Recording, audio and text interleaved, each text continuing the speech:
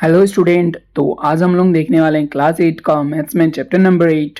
क्या बोल रहे हैं? एक चर वाले रैखिक समीकरण। ठीक है, तो आज हम लोग इसका एमसीक्यूज सॉल्व करने वाले हैं। ठीक है, तो चलिए इसका एमसीक्यूज देखते हैं और मैं बताता हूँ कंसेप्ट के साथ। एक एक एमसीक्यूज को सॉल्व करते हुए चलेंगे। ठीक है, सबसे पहला क्वेश्चन क्या बोल रहा है?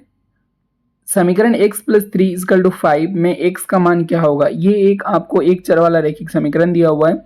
x प्लस 3 इजकल टू 5, इसमें आपको x का मान निकालने बोला है। ठीक है, यहाँ पे देखिए x प्लस 3 है। ठीक है, अगर हम लोग यहाँ पे x को रखते हैं और ये 3 को अगर उस साइड में लेके जाएंगे तो ये यहाँ पे 5 है और यहाँ पे 3 प्लस में है, तो इस साइड में जाएगा तो 3 क्या हो जाएगा? माइनस हो जाएगा। तो x का मान कितना आ जाएगा हम लोगों का? 2।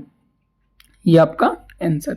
ठीक है, बहुत ही ज़्यादा आसान है। अगर आप लोग समझ जाओगे तो एकदम पूरे चुटकी बजाते उड़ा दोगे। ठीक है, चलिए देखते हैं नेक्स्ट क्वेश्चन। समीकरण 3 इंटू ब्रैकेट में x प्लस 2 बराबर 15, इसमें भी x का मान बोला है। तो चलिए इसको सॉल्व करते हैं। इसमें क्या बोला है? 3 into X plus 2 equal to 15। इसको सॉल्व करना है। ये 3 पहले x के साथ गुना होगा, फिर 2 के साथ गुना होगा, फिर इसको सॉल्व करेंगे तो क्या आ जाएगा आपका? ये 3x प्लस 3 दूनी में 6 बराबर 15। 3x को रहने देते हैं, ये प्लस है उस साइड में जाएगा तो माइनस हो जाएगा। 15 माइनस 6 तो 3x बराबर 9। 6 में 15 होता है तो x बराबर 9/3। तो आपका आंसर आ जाएगा 3 3 में 9। x का मान कितना आ जाएगा? 3। ठीक है, चलिए नेक्स्ट क्वेश्चन देखते हैं। 11 प्लस 6 की इक्वल टू 7 का हल होगा, इसको भी सॉल्व करना है। तो चलिए इसको सॉल्व करते हैं।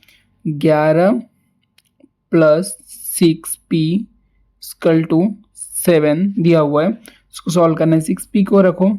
ठीक है, यहाँ पे 7 दिया हुआ है। ठीक है, और ये 11 अगर उस साइड में जाएगा तो माइनस हो जाएगा, -11। तो 6p, 7 से 11 बड़ा है तो अगर माइनस करेंगे तो माइनस में आएगा -4। ठीक है, तो p बराबर क्या हो जाएगा? -4/6।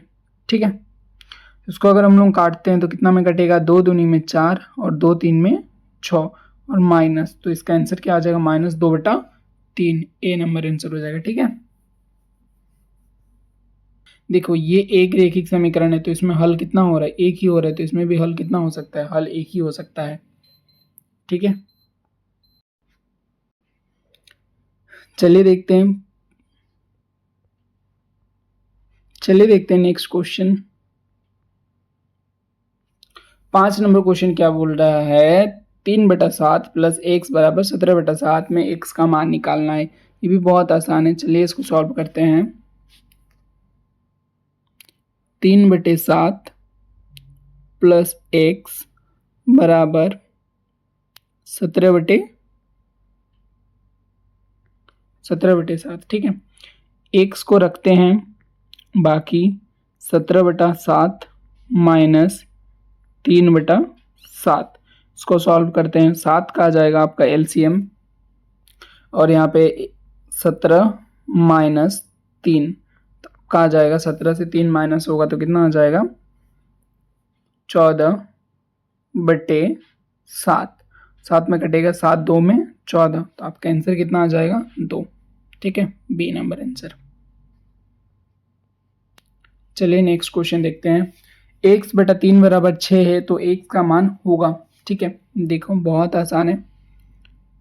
x/3 बराबर 6 है, x का मान निकालना है। देखो x के साथ ये वाला 3 तो क्या है?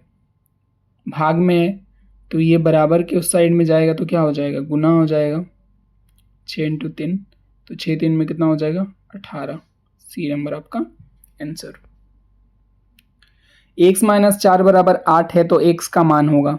ठीक है, तो x - 4 बराबर 8 दिया हुआ है, ये माइनस से इस साइड में आएगा तो क्या हो जाएगा? प्लस हो जाएगा। तो x बराबर 8 प्लस 4 बराबर 12 आंसर, ए नंबर। z प्लस 16 बराबर 8 है तो एक z का मान क्या होगा? इसको भी सॉल्व करो तुरंत। जेड प्लस 16 बराबर 8, तो जेड बराबर 8 माइनस 16 का आंसर आ जाएगा -8, सी नंबर। अभी क्वेश्चन आया है थोड़ा घुमा के, ठीक है, चलो देखते हैं। महेश के पिता की उम्र महेश की उम्र के 3 गुनी है। महेश की उम्र 18 वर्ष है तो उसके पिता की उम्र क्या होगी। क्वेश्चन को समझो फिर देखते हैं, इसको बनाते हैं, ठीक है। चलो देखो, महेश का जो उम्र है, ठीक है, महेश का उम्र को महेश का उम्र यहाँ पे लिख देना, माना कि महेश का उम्र बराबर x मानते हैं, ठीक है। महेश का उम्र कितना हो गया है, अभी x हो गया है, तो उसके पिता की आयु क्या हो जाएगी, महेश के पिता की उम्र, महेश के पिता की उम्र क्या हो जाएगी, 3 गुना हो जाएगी, तो 3x, ठीक है। महेश की उम्र 18 वर्ष है तो उसके पिता की उम्र क्या होगी, ठीक है। अभी बोला है जो महेश का उम्र है वो 18 वर्ष है तो उसके पिता की उम्र क्या हो जाएगी, तो उसके पिता की उम्र क्या हो जाएगी, 3x बोला है उसके पिता की उम्र, तो 3 इंटू महेश की उम्र अगर 8 है तो 18 3 में कितना होता है, 54 होता है, ठीक है। ये आपका क्या हो जाएगा आंसर, सी नंबर, ठीक है, बहुत आसान है।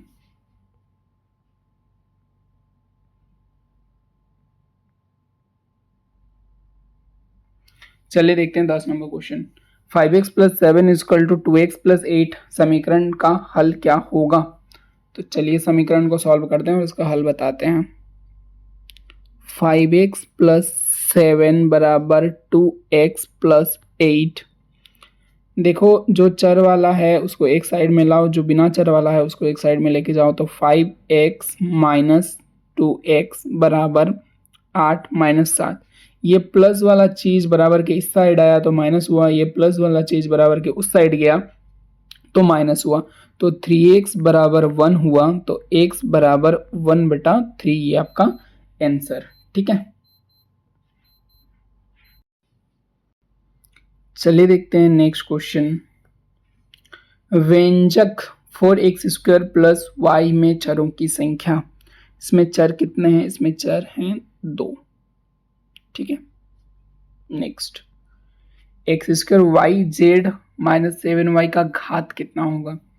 इसमें सबसे पहले देखो जो चर है जिसमें अधिकतम घात है वो इस व्यंजक का क्या हो जाएगा, घात होगा। x² का कितना पावर 2 है तो इसका घात कितना हो जाएगा, 2 हो जाएगा, ठीक है।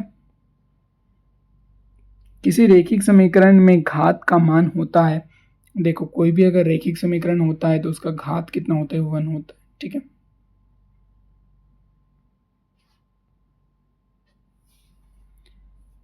किसी भी रेखिक समीकरण का घात कितना होता है, 1 होता है, ठीक है। चलिए इसी से हम लोगों का ये चैप्टर समाप्त होता है, मिलते हैं नेक्स्ट वीडियो में, ठीक है, नेक्स्ट चैप्टर को लेके। तब तक आप लोग इसको रिवाइज करो, ठीक है।